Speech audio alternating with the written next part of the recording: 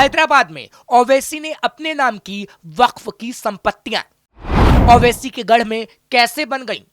वक्फ की सबसे ज्यादा संपत्तियां। वक्फ बिल संसद में क्या आया? ओवैसी आग बबूला हो गए क्योंकि वक्फ बोर्ड पर ताला लगा तो ओवैसी घबरा गए, क्योंकि ओवैसी से यह सवाल पूछा जा रहा है कि वक्फ की संपत्तियों पर क्या कुछ कट्टरपंथी राज कर रहे थे। उनमें से ओवैसी भी एक है और ओवैसी के गढ़ में तो वक्फ की इतनी संपत्ति है जिसको अगर आप सुनेंगे तो सकते में भी आ सकते हैं, क्योंकि गरीब मुसलमानों का हक कुछ रसूख मुसलमान खाते रहे। और अब ओवैसी को यही डर लग रहा है कि वक्फ बोर्ड पर जब ताला लटक गया है तो उनके जैसे रसूख मुसलमानों का आखिर क्या होगा, और शायद उनको जेल भी जाना पड़े। आज इसका पूरा कच्चा चिट्ठा हम आपके सामने रखेंगे। नमस्कार, कैपिटल टीवी देख रहे हैं आप। कैपिटल टीवी के इस खास शो कच्चा चिट्ठा में आपका स्वागत है। भारत में रेलवे और रक्षा मंत्रालय के बाद सबसे ज्यादा जमीन अगर किसी के पास है तो वो वक्फ बोर्ड के पास है। अल्पसंख्यक कल्याण मंत्रालय ने दिसंबर 2022 में लोकसभा में इस बात की जानकारी दी थी, जिसके अनुसार वक्फ बोर्ड के पास 8,65,644 अचल संपत्तियां हैं। लगभग 9,04,000 एकड़ वक्फ की जमीनों की अनुमानित कीमत लगभग 1.2 लाख करोड़ है। गैर सरकारी संस्था के तौर पर वक्फ के पास देश में सबसे ज्यादा जमीन है, यानी बेतहाशा जमीन। वक्फ के पास इतनी जमीन है जिसमें दिल्ली जैसे 3 शहर बस सकते हैं। जी हां, दिल्ली जैसे 3 शहर। इसी वक्फ बोर्ड से जुड़े एक्ट में बदलाव के लिए केंद्र सरकार ने संसद में बिल पास कराया।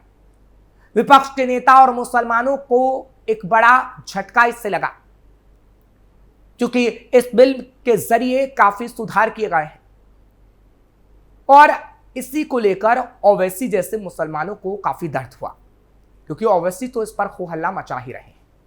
लेकिन क्या आपको पता है कि ओवैसी सबसे ज्यादा इसका विरोध क्यों कर रहे हैं? क्योंकि ओवैसी के गढ़ हैदराबाद में सबसे ज्यादा वक्फ की संपत्तियां हैं और उन संपत्तियों पर कुछ रसूख मुसलमान ऐश कर रहे हैं, जिसमें ओवैसी के परिवार के लोगों के कुछ नाम भी सामने आ सकते हैं और शायद इसलिए ही ओवैसी घबराए हुए हैं। हैदराबाद में वक्फ की सबसे ज्यादा संपत्ति। भारत के हर राज्य में एक वक्फ बोर्ड होता है जो वक्फ की संपत्तियों का नियंत्रण करता है। देश के 5 राज्यों में वक्फ के पास सबसे ज्यादा संपत्तियां हैं और ये राज्य हैं उत्तर प्रदेश, तेलंगाना, आंध्र प्रदेश, कर्नाटक और पश्चिम बंगाल। और इनमें हैदराबाद में वक्फ के पास 77,000 प्रॉपर्टी है, इसलिए इस शहर को भारत की वक्फ राजधानी भी कहा जाता है। तेलंगाना और आंध्र प्रदेश में वक्फ के पास लगभग 1.2 लाख संपत्तियां हैं। तेलंगाना का वक्फ बोर्ड देश का सबसे अमीर वक्फ बोर्ड है। पहले नंबर पर उत्तर प्रदेश आता है, जहां उसके पास 1,05,000 वक्फ संपत्तियां हैं। कर्नाटक के बेंगलुरु, गुलबर्गा, बीदर में 30,000 से ज्यादा वक्फ प्रॉपर्टीज। पश्चिम बंगाल के कोलकाता, मुर्शिदाबाद में ऐतिहासिक मस्जिदें और मकबरे हैं।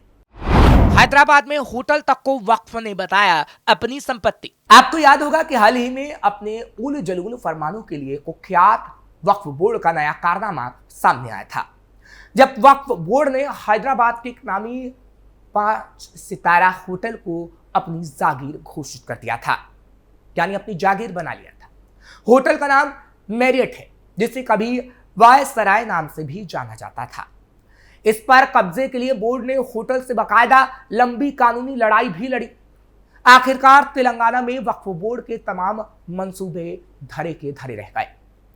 हाईकोर्ट ने होटल को न सिर्फ बड़ी राहत दी, बल्कि वक्फ बोर्ड को मिसकंडक्ट भी थमा दिया।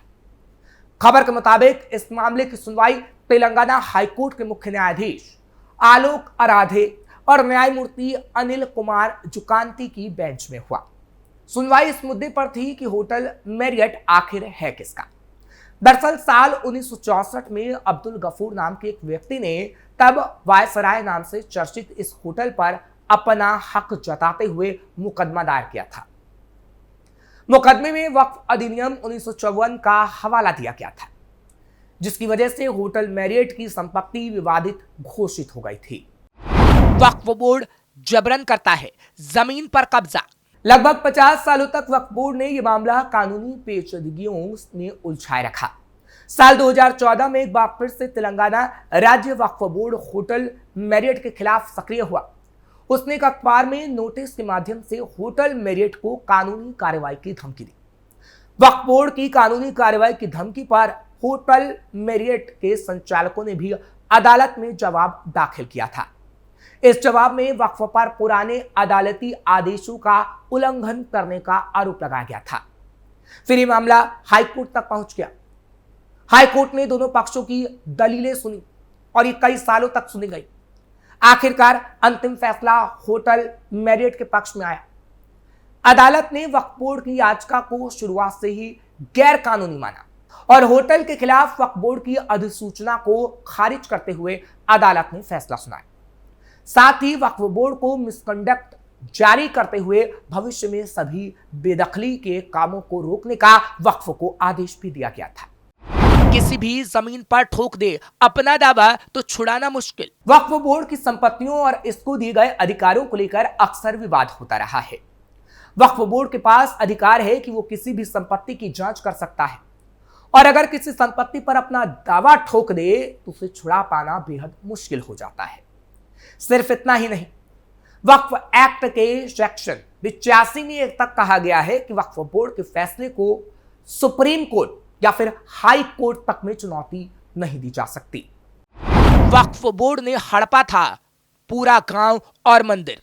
कुछ समय पहले वक्फ बोर्ड ने भारत के एक 1500 साल पुराने मंदिर के साथ ही पूरे गांव को हड़प लिया था। यह किस्सा संसद में संसदीय कार्य मंत्री किरण रिजिजू ने भी बताया था।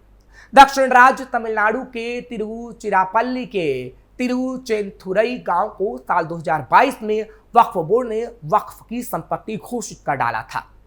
एक व्यक्ति जब अपनी जमीन बेचने गया तो पता चला कि वो वक्फ बोर्ड की हो गई है और उसे वक्फ बोर्ड से इजाजत लेनी होगी।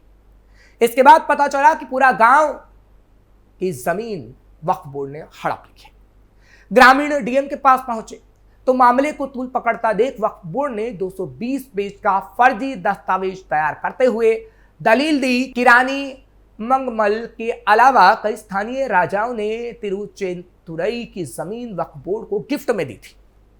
इसी गांव में 1500 साल पुराना मंदिर है और मंदिर को भी वक्फ की जमीन करार दे दिया गया था।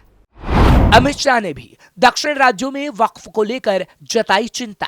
अमित शाह ने भी संसद के अंदर वक्फ की पोल खोली क्योंकि हैदराबाद में वक्फ किसी भी संपत्ति को अपना बना लेता है और अवैसी वक्फ का साथ देते हैं।